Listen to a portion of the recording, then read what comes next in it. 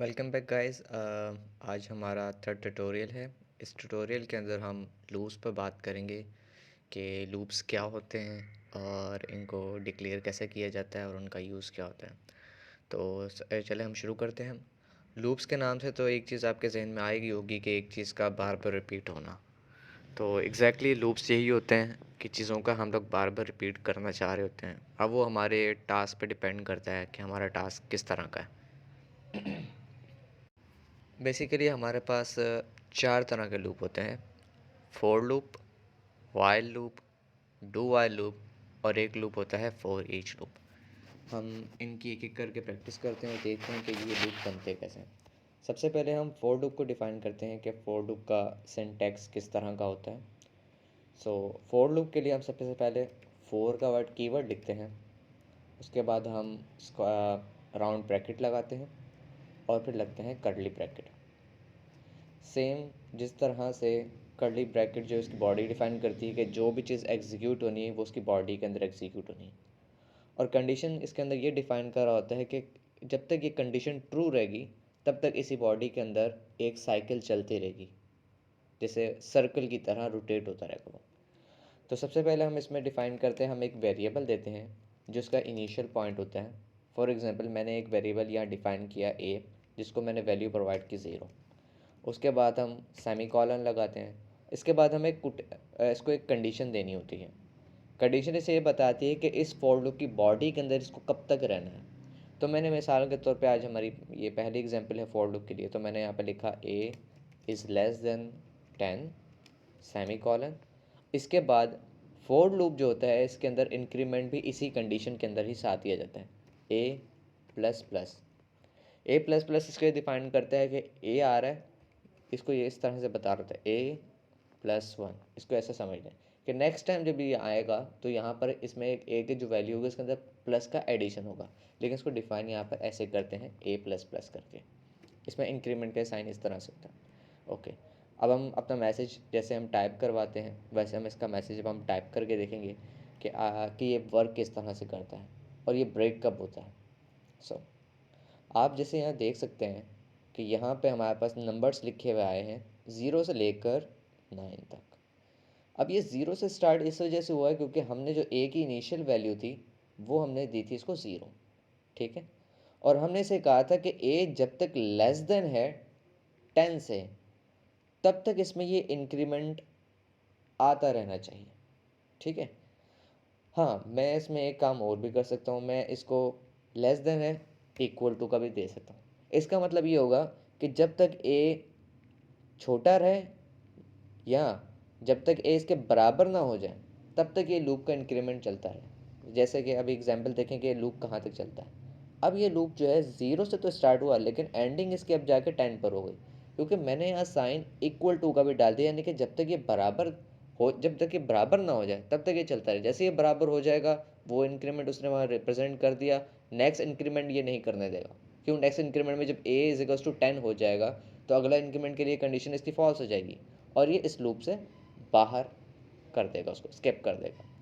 तो for loop को हम इस तरह से डिफाइन करते हैं। अब हम बात करते हैं वाइल लूप की। अच्छा जी, वाइल लूप भी सेम तरीके से ही काम करते हैं लेकिन इसका सिंटैक्स थोड़ा सा डिफरेंट होता है। सिंटैक्स किस तरह से इसका डिफरेंस होता है कि हम सिर्फ इन राउंड ब्रैकेट के अंदर सिर्फ एक कंडीशन डिफाइन करते हैं और उसके आगे लगते हैं स्क्वायर ब्रैकेट, ठीक है। अब एग्जाम्पल हम पीछे वाली लेते हैं कि मैंने एक वेरिएबल अगर डिफाइन करना है जिसका स्टार्टिंग पॉइंट होगा वो हमने इसकी बॉडी से बिल्कुल ही बाहर डिफाइन कर दिया कि ए इज इक्वल्स टू 0, ठीक है जी। और जिसकी कंडीशन है वो यहाँ रहेगी ए इज़ लेस देन 10, और इसके बाद जो इंक्रीमेंट है वो इसकी बॉडी के अंदर जाकर लगता है एंड पे, बिल्कुल जहाँ आप इसका लगवाना चाहते हैं। और इससे पहले हम अपना कंसोल प्रिंट करवा के देख लेते हैं साथ में, ठीक है जी। अब ये करेगा ये कि ए को इनिशियलाइज देख ले, और पहले मैंने इसको यहाँ तक, अच्छा डिक्लेरेशन जो है वो सिर्फ यहाँ तक होती है। अगर आप सिर्फ एक सोचते हो कि मैंने सिर्फ इस वेरिएबल को डिक्लेयर करना है तो ये मैंने इसको वेरिएबल को कर दिया डिक्लेयर, ठीक है जी। ये डिक्लेयर किया, इनिशियलाइज करने का मतलब ये होगा कि मैंने इसको साथ में एक वैल्यू भी प्रोवाइड कर दी। ओके,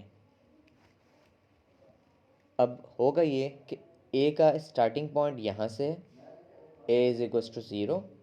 वाइल लूप जब स्टार्ट होगा तो ये कंडीशन चेक करेगा कि आया कि ए की वैल्यू लेस देन 10 है या नहीं है। जब इसको लेस देन 10 मिलेगी तो अपनी बॉडी में इसको जंप करवा देगा और बॉडी के एंड में जाकर इसको ए प्लस प्लस मिलेगा जो इसको कहेगा इंक्रीमेंट कर दो। और लेकिन जैसे ही ये ए बराबर हो जाएगा 10 के, ये वाइल लूप इसको एग्जिट का रास्ता दिखा देगा, कहेगा अब तुम्हें मेरी बॉडी के अंदर जाने की ज़रूरत नहीं है भाई साहब, अब आप मेरी बॉडी में नहीं जा सकते। अब आपको यहाँ से जंप करके यहाँ पे अगर कोई एग्जीक्यूशन के लिए कोई चीज़ अवेलेबल है, जैसे यहाँ पे console डॉट रीड की लिखा हुआ है, तो ये इसको कहेगा कि अब आप रीड की पे चले जाओ, क्योंकि इसके बाद यही स्टेटमेंट यहाँ पे अवेलेबल है। अच्छा, ये तो हो गई कहानी, ये जब हम फॉरवर्ड वे में जा रहे होते हैं। अगर मैं इसको बैकवर्ड वे में लाना चाहूँ तो वो भी कर सकता हूँ। जैसे यहाँ पे मैंने डिफाइन क्या किया कि ए बराबर है 10 के, ठीक है। इसके बाद मैंने लिखा जब तक ए इज़ ग्रेटर देन 0 है तब तक ये कंडीशन ट्रू है। लेकिन अब मैं चाहता हूँ कि साथ में डिक्रीमेंट भी हो, तो आप डिक्रीमेंट इस तरह से यहाँ रिप्रेजेंट कर सकते हैं। और ये देखिए, अब देखें आपकी नंबरिंग अब डिसेंडिंग ऑर्डर में जा रही है। सबसे पहले इसने 10 प्रिंट किया, कंडीशन ट्रू थी, 9 प्रिंट किया, डिक्रीमेंट हुआ, फिर डिक्रीमेंट हुआ, फिर डिक्रीमेंट हुआ, और 1 पे आके इसने डिक्रीमेंट रोक दिया। क्यों? कंडीशन जैसे ही इसकी यहाँ पर आके ए इज इक्वल्स टू 0 वाली है, क्योंकि जब लास्ट में यहाँ से जब गया होगा तो ए को इसने 0 कर दिया होगा। अब 0 करने की वजह से जब ये वापस इस बॉडी में यहाँ पर इस कंडीशन पे दोबारा कंडीशन चेक करने पर आया, तो अब ये क्या कहेगा, भाई ए तो बराबर है 0 के, इसका मतलब है कंडीशन फॉल्स हो गई। अब जब कंडीशन फॉल्स हो गई तो इसको जंप करवा कर एग्जिट करवा देगा। ओके, और अब हम बात करते हैं डू वाइल लूप की, कि डू वाइल लूप होता क्या है। अच्छा जी, इसका सिंटैक्स ये होता है कि हम सबसे पहले डू का कीवर्ड लिखते हैं, फिर हम कर्ली ब्रैकेट लिखते हैं, और कर्ली ब्रैकेट के बाद में हम वाइल की एक कंडीशन डाल देते हैं। ठीक है जी। अच्छा, तो मैं इसको ज़ीरो कर देता हूँ। ठीक है, अब डू वाइल लूप काम किस तरह से करते हैं देखें। ये जो डू की बॉडी है ना, ये तब तक एग्जीक्यूट होती रहेगी जब तक वाइल की कंडीशन ट्रू है हमारे पास। ज़रा गौर से सुनो, जब तक मेरे पास ये वाइल की कंडीशन ट्रू रहेगी, ये ऊपर वाले जो लूप के अंदर जो बॉडी डू के जो कर्ली ब्रैकेट्स हैं ये एग्जीक्यूट होते रहेंगे। लेकिन जैसे ही वाइल वाली कंडीशन हमारी फॉल्स होगी, ये डू के अंदर जो भी काम हो रहा था वो ख़त्म हो जाएगा और वो यहाँ से टर्मिनेट करके बाहर चला जाएगा। हाँ, इस चीज़ का आप ख्याल रखें कि जो वाइल की लिखा हुआ अपने कीवर्ड डू वाइल के अंदर, वाइल के आगे सिर्फ आप कंडीशन डिफाइन करेंगे, इसके स्क्वायर अपने कर्ली ब्रैकेट्स नहीं देने, इसके कर्ली ब्रैकेट्स नहीं होते। तो मैंने कहा भाई console डॉट राइट लाइन, ठीक है, और ए की वैल्यू प्रिंट करवा दो।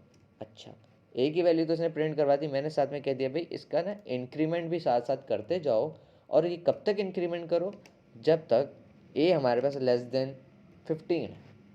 चलें, अब हम इसको एग्जीक्यूट करवा के देखते हैं कि डू वाइल कितनी देर तक काम करता है।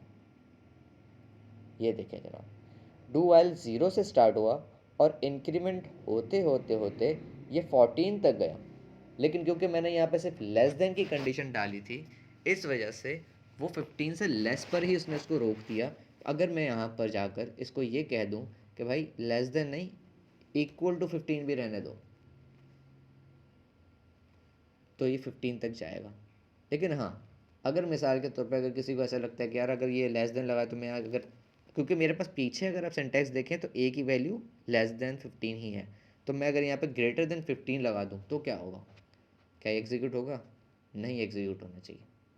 इसने 0 तो एक दफ़ा प्रिंट किया, उसका रीज़न ये कि सीक्वेंस से एग्जीक्यूट करता हुआ आ रहा है। तो जब ये सीक्वेंस से एग्जीक्यूट करता हुआ आ रहा है तो पहले इसने ये वाली इंस्ट्रक्शन एग्जीक्यूट की, फिर डू के अंदर आया। अभी इसने कंडीशन अभी इस वक्त तक इसने चेक नहीं करी थी, इस वजह से इसने यहाँ पर ए तो प्रिंट करवा दिया क्योंकि उसके पास 0 था।